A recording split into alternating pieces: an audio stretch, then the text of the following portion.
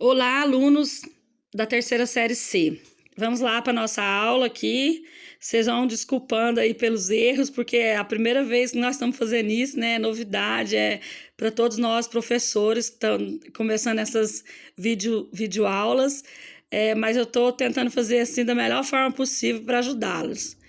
O nosso conteúdo aqui do segundo bimestre é a Revolução de 1930, né? A Era Vargas. Então, eu resolvi voltar um pouco aqui na história para vocês entenderem como que Getúlio Vargas chegou no poder no Brasil, porque ele governou o Brasil por um longo período, né? Vocês já devem ter pelo menos já ouvido falar alguém, né, sobre o Getúlio Vargas, que ele é uma figura política bem polêmica aqui no Brasil, né? Bem polêmica, foi um político de extrema relevância para nossa história, né? Ele teve os pontos positivos, teve os pontos negativos. Então, ele chegou no poder, né?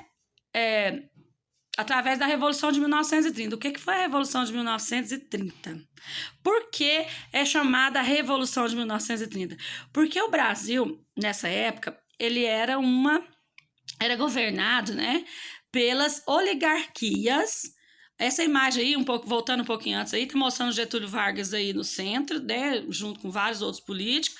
Essa outra imagem aí são de várias pessoas protestando, né, muitas pessoas reunidas. Agora vamos ver aí para frente o que é que vai falar sobre esse Getúlio Vargas. Por que a gente fala uma revolução? Porque o Brasil ficou muito tempo governado pelas oligarquias rurais que existiam aqui, né, no nosso país. Quem que eram essas oligarquias? Eram pequenos grupos de pessoas que governou o nosso país por muito tempo. Essas oligarquias eram quem tinha dinheiro, né? No caso, nessa época, eram os grandes fazendeiros, os donos de terra, né? Então, eles tinham muita influência na política aqui no Brasil nesse período, né? Então, a política do café com leite. O que foi essa política do café com leite que existia aqui no Brasil? Existiam dois estados, que eram os dois... Existe, quer dizer, né? E nesse período era São Paulo e Minas Gerais, né? Que eram os dois estados mais desenvolvidos. E por que fala política do café com leite? Porque eram esses dois estados que indicavam sempre quem seria o novo presidente, né? O novo candidato à presidência da República. Ou era um paulista ou era um mineiro. Essa política era conhecida como café com leite. E isso ficou muito tempo predominante aqui no país.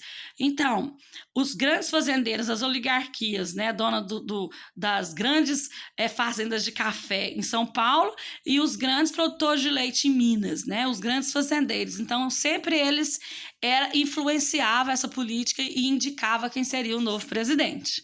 E isso prevaleceu aqui no Brasil por muito tempo. Então, onde o Getúlio Vargas entra aí nessa história? Getúlio Vargas já era um político que nasceu no Rio Grande do Sul, né? Ele era gaúcho, então quer dizer, ele não fazia parte aí dessa política do café com leite, mas ele era político lá no Rio Grande do Sul, certo? Então,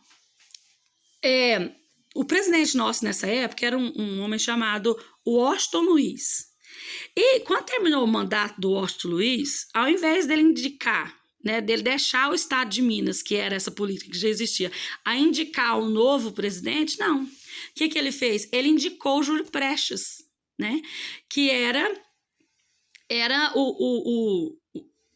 paulista. Então, os mineiros não aceitou. Quando ele indicou o Júlio Prestes para ser o candidato, o novo candidato, os mineiros já não aceitou. Aí já começou um atrito entre São Paulo e Minas Gerais sobre esse candidato, que era o Júlio Prestes. E não confunda com Luiz Carlos Prestes, que era o líder do Partido Comunista aqui no Brasil. Ele só tem o mesmo sobrenome, mas são pessoas diferentes.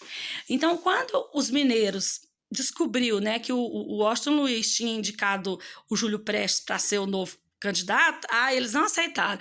Então, o que eles começaram a fazer? Começou a fazer uma aliança entre outros estados para se fortalecer e indicar quem seria o novo presidente.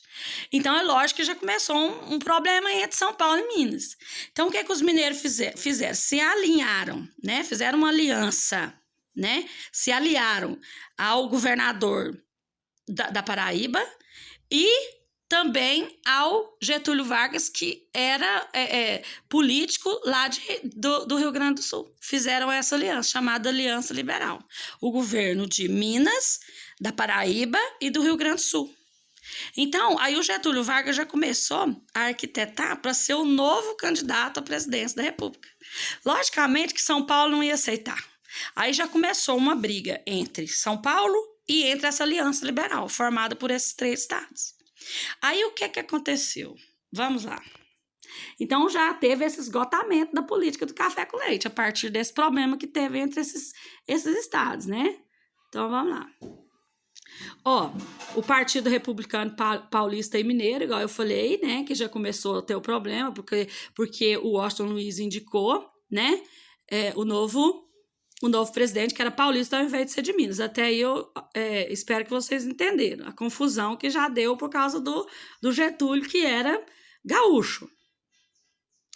O Washington Luiz, que governou, né, de 1926 a 1930, né, ele tentou resgatar a cordialidade entre as oligarquias, mas aí já não estava dando certo mais, porque ele já não estava mais obedecendo a política do café com leite, né, então o governo dele foi suspenso, né. E aí também estava acontecendo, além dessa crise política, que estava tendo entre os 2 estados, né, São Paulo e Minas, por causa da indicação do Getúlio, o Brasil ainda estava passando por uma grave crise econômica, por causa da crise de 1929, que tinha a queda de valor da Bolsa de Nova York. E os Estados Unidos eram o maior comprador de café nosso aqui, e o café é o nosso principal produto nessa época.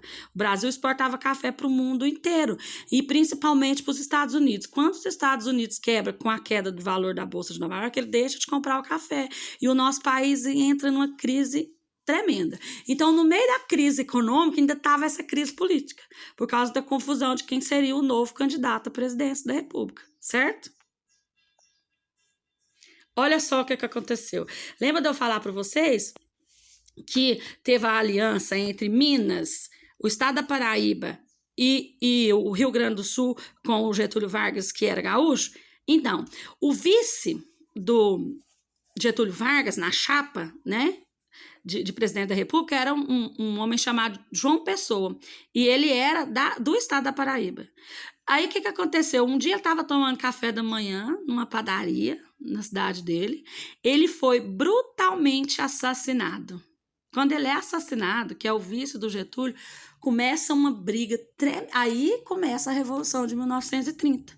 Aí o Getúlio Vargas, junto com os outros estados, Paraíba, Rio Grande do Sul, Rio de Janeiro, esses outros estados da época, os estados mais fortes, eles começam a Revolução mesmo, e marcha, e até, né, começa uma revolução, uma viagem mesmo, saíram dos estados e chegaram, né, o Getúlio Vargas montado no cavalo e tal, né, naquela época, aquela coisa, e chega na cidade do Rio de Janeiro, acompanhado por uma multidão, e fala, olha, nós não vamos aceitar, e o Júlio Prestes já tinha sido eleito, ele foi eleito, né, e aí, pelo povo, então o que o Getúlio, ele aproveita do assassinato do vice dele, que foi o estopim do problema da época, e ele, o que ele faz? Ele não deixa, juntamente com as outras alianças políticas da época, não deixa o Júlio Prestes a tomar posse.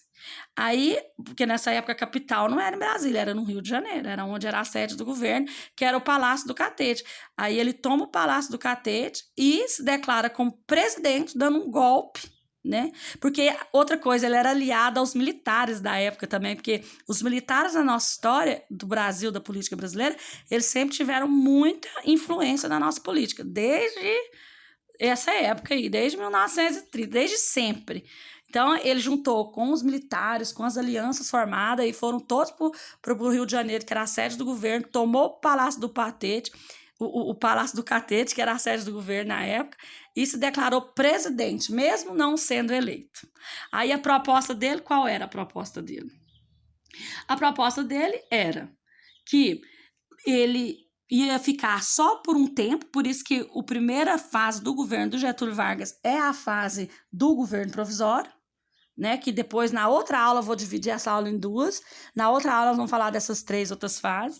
Então, ele fez uma promessa que seria provisoriamente que ele ia ficar, mas ele não ficou provisoriamente. O governo provisório durou 4 anos, né? Então, o partido dele era Aliança Liberal. Então, direitos trabalhistas, que foi uma das coisas muito importantes que ele fez. Quando ele tomou posse, o Brasil estava numa crise, que eu expliquei para vocês agora. Para ajudar esses fazendeiros, ajudar a economia brasileira, ele mandou comprar um monte de saca de café, que estava sobrando nos armazéns, que não tinha jeito mais de juntar por causa da crise. Mandou queimar um monte de saca de café para poder balancear a balança comercial, controlar a economia brasileira. Ele criou os direitos trabalhistas, que até então o povo brasileiro estava revoltado por causa de que não existia direito trabalhista nenhum, o povo estava sofrendo, trabalhando muito e pagando imposto, e não tinha direito nem de contestar, né? Não tinha direito nem de fazer uma greve, nem de fazer nada. O Brasil era comandado por essas oligarquias e o povo sofrendo. Então, o que ele fez? Ele tentou melhorar a economia, vendendo esse café, ajudando o povo, criou as leis trabalhistas, ele fez muitas coisas importantes no país, mas isso nós vamos falar nas outras aulas, que eu vou dividir essa aula em 2. Então, resumindo, Getúlio Vargas chegou no poder em 1930 através de um golpe, né, usando como pretexto o assassinato do João Pessoa, que era o vice dele. Mas também foi muita coincidência, né? O vice dele foi morto bem na época, né, que ele seria indicado a presidente, né? Então ele usou isso como o motivo, né? Foi o estopim, acusando o adversário dele, que era o Washington Luiz e o Júlio Prestes, de ser os mandantes, né? De ter matado o João Pessoa lá na Paraíba. Então ele reuniu com todo mundo, fez essa revolução e chegaram, né, no estado do Rio de Janeiro e tomou o poder e se tornou presidente através de um golpe. Por isso que é chamada Revolução de 1930 ou Golpe de 1930. Então Getúlio Vargas chega no poder através de um golpe. Aí começa a primeira fase, que é o governo provisório. Na próxima aula nossa, nós iremos falar sobre essas 3 fases do governo provisório, do governo constitucionalista e do Estado Novo, que foi a ditadura varguista, certo? Então, beijo para todos, espero que vocês tenham compreendido um pouco aí de como que o Getúlio Vargas chegou no poder, mas nós temos muito para falar ainda sobre ele, certo? Beijos!